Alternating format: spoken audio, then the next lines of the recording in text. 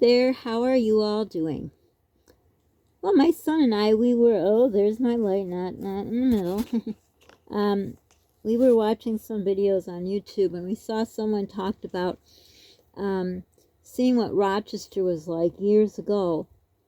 And I don't know which area they were in because nothing was familiar, and if you stopped and tried to enlarge the signs, the name of the signs, you couldn't see it. But when they said the word Rochester, it reminded me, I was telling my son about the story when I used to live in Canada, how my cousin, who those of you who've been around for a long time know, I had a cousin. Most of my family was in Canada. I had a cousin who was like a brother to me. Sadly, he passed away, I don't know how many years ago. It was 5, 7, I don't know, but it was very sad. He was my older cousin, and I'll have to do a story time about him. Oh, he always got me into this trouble, but, well, I'll tell you more about him.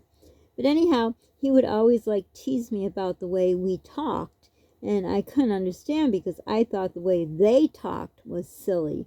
So we were talking about, I'm sure I've told my son that story many times about my cousin and, the talking. We would usually talk about that on the way, we'd go pick him up and bring him here to visit when I came here to live. And so we had a lot of time in the car. So we would talk about, usually when we're driving in the car, you have to go to the bathroom, right? And every time I would say, could we stop? I have to go to the bathroom. And then my cousin would say, what's this bathroom stuff?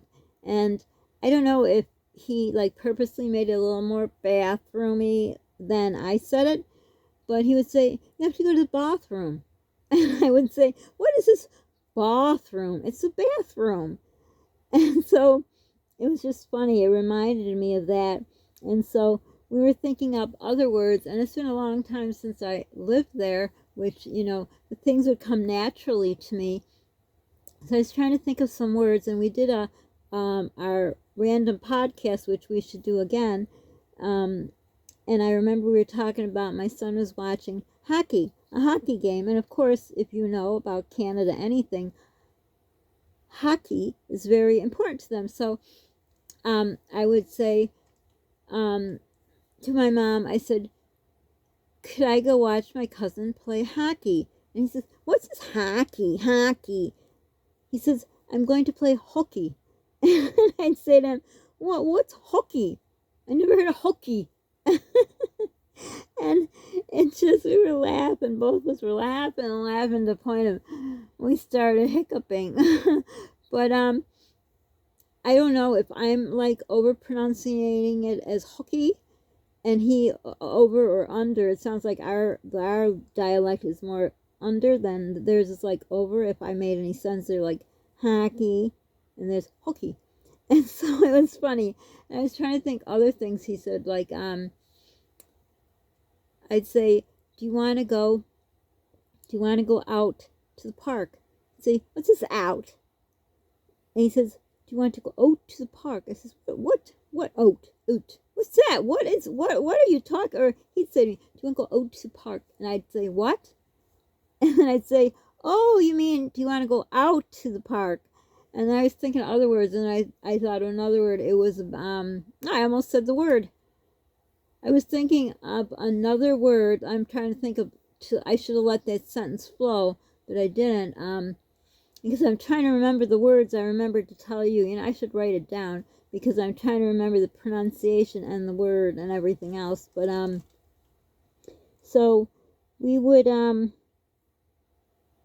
well, I remember once he says, do you want to go down to Yonge Street and we can go out in a boat? I said, we can what?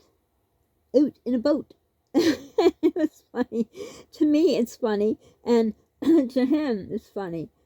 And I'd say, oh, you mean out and about? And he would say, what's this out and about? Out and about. Don't you Americans know how to talk? It's funny.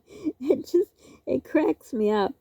And then I'd come back at him and, what is out in a boat? In a boat? We're going in a boat? We would laugh until our stomachs hurt. And then, let's see, what other word was I going to use? I did out, about, bathroom, hockey. And there's another word. I forgot what it is, but it's just funny, especially once he was here. Always, whatever kind of word that was so much different, he'd always say, "What is this kind of thing?" But another thing I was thinking about, telling my son about, we would say, oh, what was it? I should have wrote it again down because I got to think of a sentence. Oh, like, we could have fun at the park, eh? Now, when I left Canada and came here to live, and we would go there like in the summer, and you hung out there, you got that A thing at the end of the sentence. And I came back after the summer, or, during the summer, or whatever, whatever we went, I'd kind of do the A thing back here. I'd say, let's play some tennis, eh? Let's get some ice cream, eh? And then I said to my son, I says, do we put, like, what could we put? Do we put anything at the end? So, let's play tennis. No, it didn't work. Because I figured the word right would work, but that doesn't sound right. Let's play tennis, right? But getting some ice cream would be fun, right? See, it works for that. Because we had used some sentence, him and I, and the word right seems to have fit for A, but it doesn't fit for everything. So let's see. Let's go to the library, right? No, that doesn't sound right. So let's go library, eh? So I don't know if anyone can think of any kind of sentences, because in Canada it's A. It seems to be A and it fits. It's EH, not the letter A. But is there something that we use at the end? Right, like I said, right seemed to be the one, but now that I'm talking, it's not the one.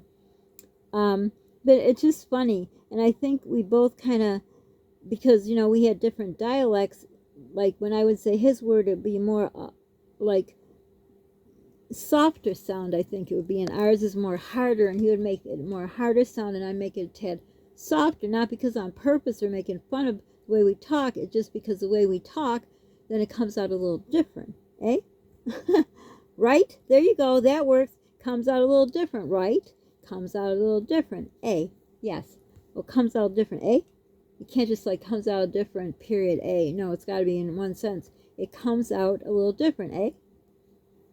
And another thing, which if you've been to Canada, if you know any Canadians, they don't have their milk in a carton. Well, I don't know if they do now. I have not been to Canada in forever, but they always have a pitcher. And I want to think it's a quart pitcher. I'm almost sure. It might be 2 quarts. No. I think it's a quart. Well, if anyone's from Canada, and I know I have some people from Canada, and you haven't subscribed yet, subscribe. I'm a sort of fellow Canadian here, so please subscribe. S'il vous plaît, is that please in French? I took French. I used to know so much French. But anyhow, so they would take a plastic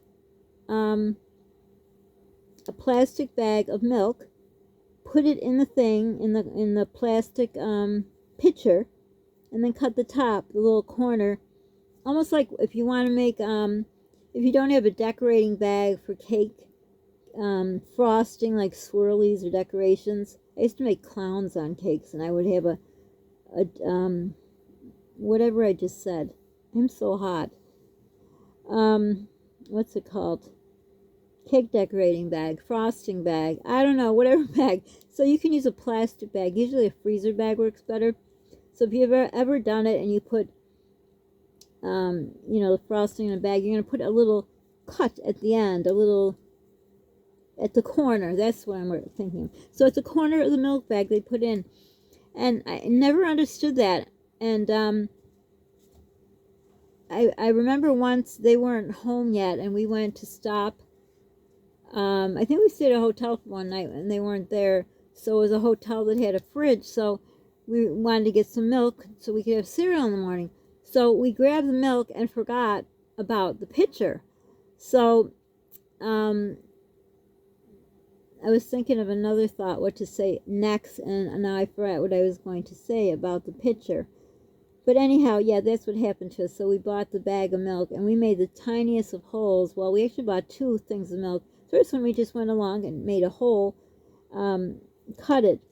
Sometimes they cut it before they put it in. I don't know how they do that because it would spill. But anyhow, so the next one, we just made like a pinhole. But I started thinking about those milks in the plastic bag. You know, it could spill down the side, right, and go into the pitcher. And I noticed another relative I had there, distant cousins, they never washed out the container. And I would think, oh, that gross milk, after a while it'd be just smell bad. I don't know. But I know my cousin, my aunt, she was very, very thorough. Like every time she took out a new one, she would always wash it out. Obviously to keep it clean and not smell. So, like I said, in my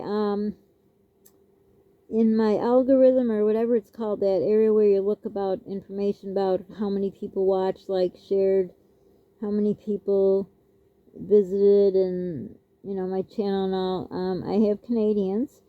I have all different countries, but if anyone is Canadian, could you tell me, do you still have your milk? I think I heard somewhere, because I watch some channels where people are from Canada, that do you still have the container, the pitcher that you put the bag of milk in, and is it just 1 quart?